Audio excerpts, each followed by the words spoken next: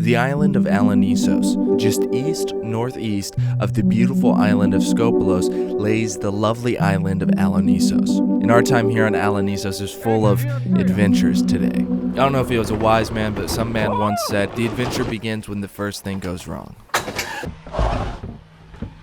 But first we have to get over to Alonissos, so we're laying on anchor here on the island of Skopelos. We need to do a quick motor over to the island. Now there's no wind, but we are on a bit of a schedule, and so schedules and sailing don't really go hand in hand because, well, even though there's no wind today, we are able to move using the lovely engine, and we head over to the island of Alonissos. First, we stop in the most southwest bay for a quick dip and the evening, and then the next morning we head over to the main port of Patitiri. Patitiri is a picturesque little Mediterranean port. Alright, go ahead and drop. And coming in, it's a very easy port to navigate, and with no wind, it makes Mediterranean mooring very simple and easy with these new docks. And so we just call over to a fellow sailor and ask him to help catch some lines. But Let more out.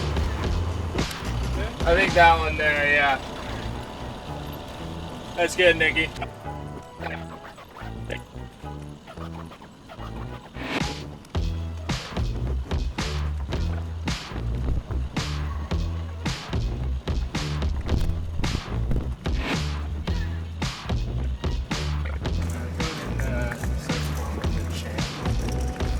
That one's pretty smoothly. so this is the harbor of Patitiri, and one of the beautiful things about Patitiri is you can just see how clear the water is. And one of the great things about the harbor is just on the other side of the harbor there's a little beach. Maybe it drowned.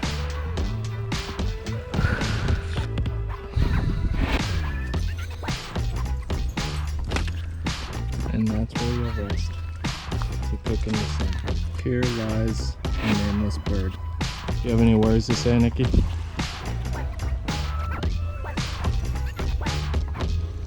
He will decompose in the sun and rot. I was thinking more along the lines of, he was a nice bird. So we had a nice relaxing afternoon swimming and reading, and then the following day we rented a scooter to explore the island.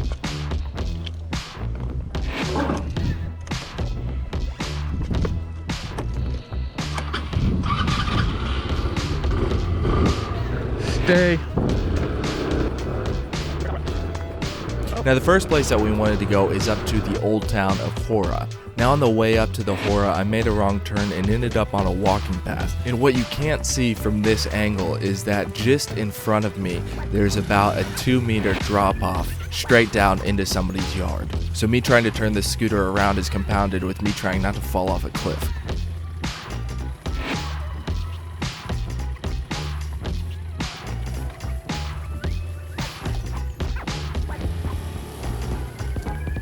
But anyway, we make it up to the Hora, the old town. And the Hora is kind of at the very top of the island.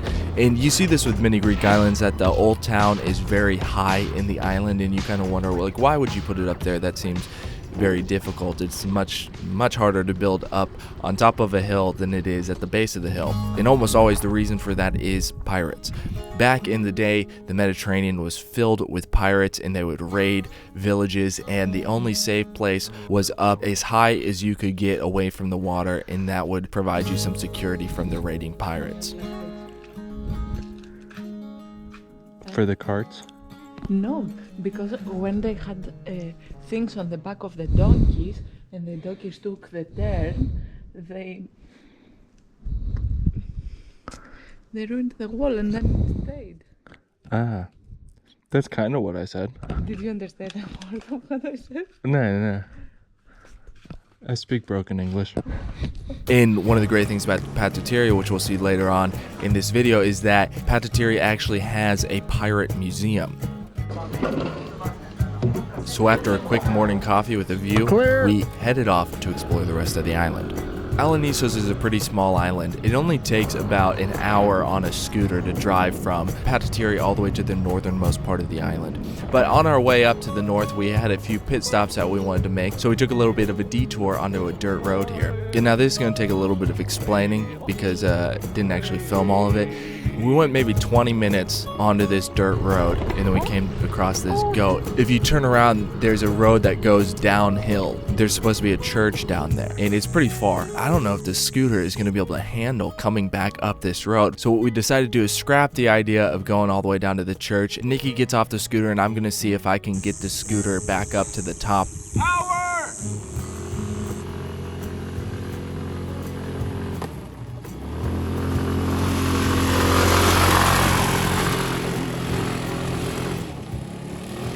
And I was actually able to make it all the way up the hill on the scooter.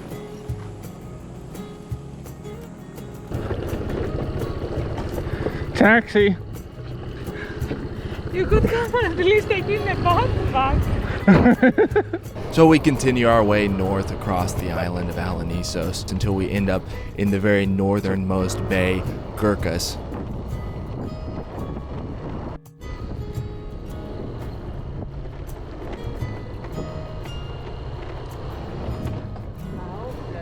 But in this bay, there is an abandoned research center, which if you would like to see a full explore of that video, you can click the card in the top right where we do a full explore of this mysteriously abandoned building. It's quite the head scratcher, this building. That's when they put the series. The operator? But after exploring that, we continue on our way across the island because our goal is to see as much of the island as possible in one day. In following Google Maps, we take this road. We get it done without horse. No. And the real three. Oh! Oh! You okay? You what? No, I'm fine. Are you okay? No, just a little bit of blood. How is your food? Oh, be no. alright. I'll be alright. Do not load. I'll be alright. Oh, there's one ring. Where'd the other ring go? The one? No, I lost the ring. It's okay, just relax, I got it. It's okay, I got it. He won't even notice.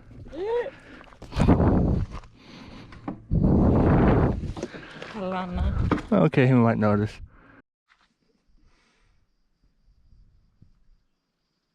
Not a Darwin award, but still. At the time that I filmed this, I hadn't developed Captain Salve yet, but had I would have lathered us up right here. Because several ingredients in the formula have been shown in scientific studies to support wound healing and reduce discomfort when applied topically. Hold this.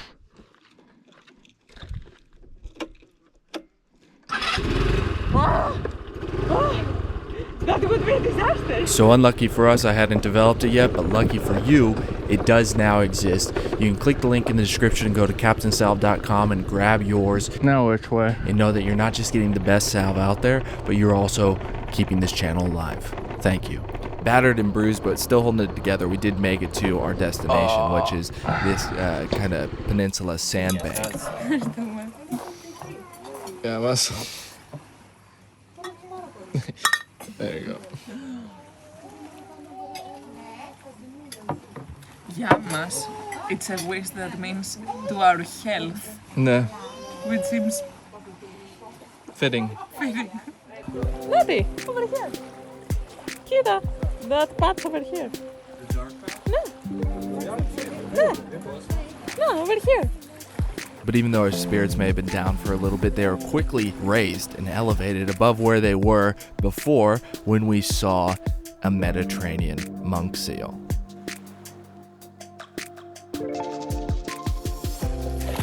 I've seen a couple of these before out in the water, just when they pop their head up, but I've never seen one this close before. Now, the Mediterranean monk seal is on the endangered species list, and like many animals, it is a fascinating animal to watch and observe.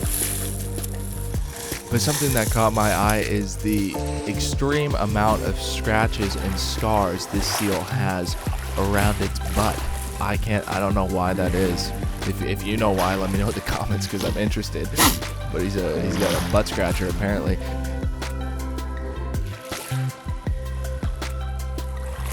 The rest of its body is covered in scratches as well, and you can see on its, I don't know what those are called, its hands, that he's got claws, and those claws are clearly for fighting and scratching, and I'm sure they have all sorts of uses, but I'm sure many of these scratches are from himself and from other males in the area. This seal is a male. I believe this seal's name is Billy, and Billy has a nickname, and he's known as the ass grabber.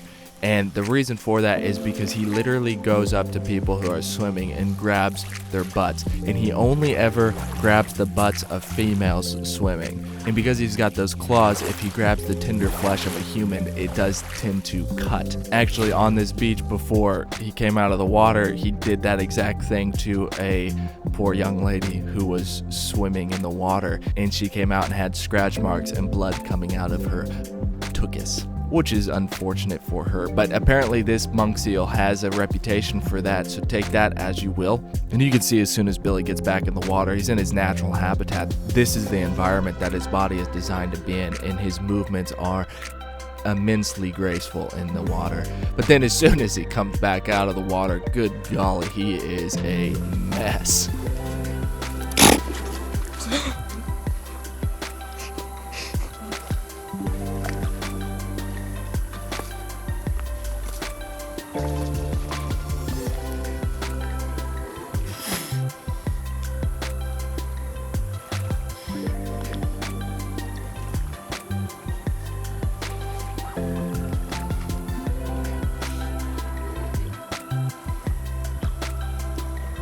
So anyway, back to Patitiri and to the Pirate Museum. Now, I'm not going to show you everything in this museum, but I am going to show you a few things. This museum's got grenades, guns, powder kegs, more guns, pistols, antique silver, rifles, muskets, barrel bombs, rope making machines, and these are all the things that a sailmaker would carry, and then these are all things that a captain would carry.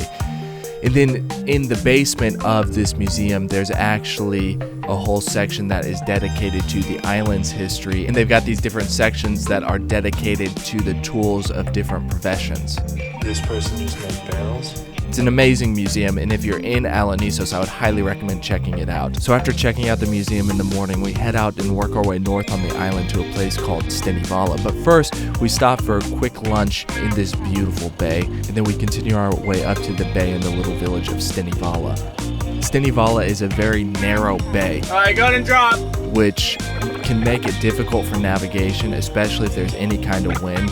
Luckily, as we're coming into the bay, there's very little wind, and it makes med mooring easy. I mean, med mooring is always somewhat difficult, but it makes it pretty easy. And one of the things about this bay is that closer you get to shore, it gets really shallow. Alright, Nick, you gotta start pulling in. So you've got to park the boat pretty far off of the docks. So from the transom, we're actually about 2.5 meters to the concrete.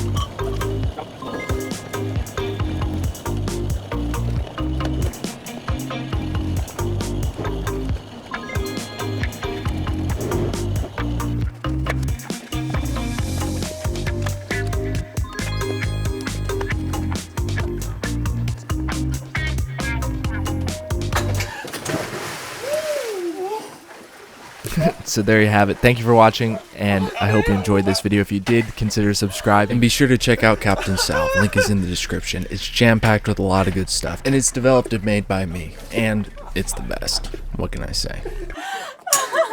Big love. See you next week.